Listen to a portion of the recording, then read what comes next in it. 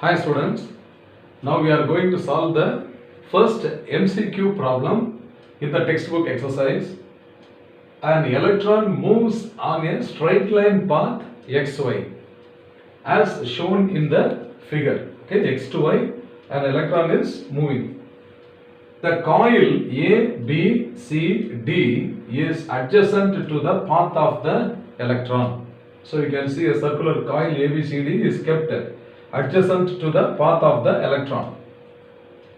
What will be the direction of the current, if any induced current is there in the coil? What should be the direction of the current in the coil is asked. So 4 options are given, we have to find out.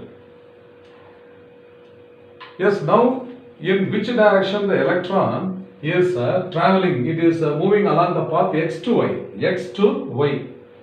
So let us divide that total path xy into 2 halves, x to O and then O to Y. So initially when the electron carrying the negative charge is traveling from x to O, it is equivalent to the conventional current I, which is traveling from Y to O. Understand? So electron is carrying a negative charge. It is moving from X to O. So what is going to happen? It is equivalent to a conventional current, that is positive charge traveling from Y to O. Okay. Now as the electron is approaching the coil, the distance of the electron from the coil decreases. So what happens? The magnetic flux linked with this coil continuously increases. So here in this picture, the magnetic flux, okay, linked with the coil increases. Understand? As a result, EMF will be induced, and current, EMF and current will be induced. And according to Lenz's law, the induced current in the coil must try to oppose the increase in the current from Y to O. Is it not?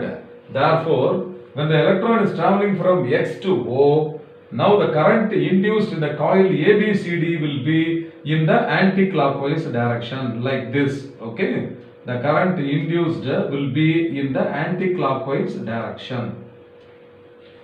This is with respect to Lenz's law. Okay. Now the electron, after reaching the point O, next it is going towards the point Y. Is it not? That I have drawn separately here. So from the midpoint O, now the electron has passed the coil. Passed means it has gone beyond the portion O. So when it is passing over the coil, when it is traveling from the point O to Y, the distance of the electron from this coil increases. The distance increases. As a result, what happens in this case? Magnetic flux. Okay, magnetic flux decreases. So in this case, magnetic flux will decrease. Anyhow, whenever the magnetic flux linked with the coil changes, whether it is an increase or decrease, magnetic flux changes. Here also EMF will be induced and current will be induced. So here also EMF and current, okay, both are induced. Now the induced current must oppose the cause. The cause is the movement of the electron. Is it not? So now in this case, what is going to happen? Due to the decrease in the magnetic flux and also due to Lenz's law, the current will try to oppose, the induced current in the coil will try to oppose the decrease in the current in the path of the electron. Therefore, now in this case, the current will be in the clockwise direction. So when the electron is traveling from X to O, the current will be in the anti-clockwise direction. Induced current will be in the anti-clockwise direction.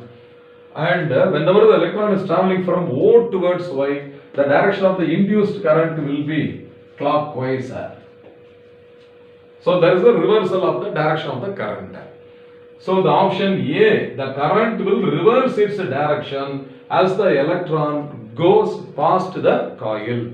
That means from X to O, the path will be anticlockwise, and from O to Y, the path will be clockwise.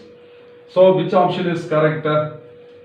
Option A. Option A is the correct answer. So option A is the correct answer. I hope you must have understood well. Fine.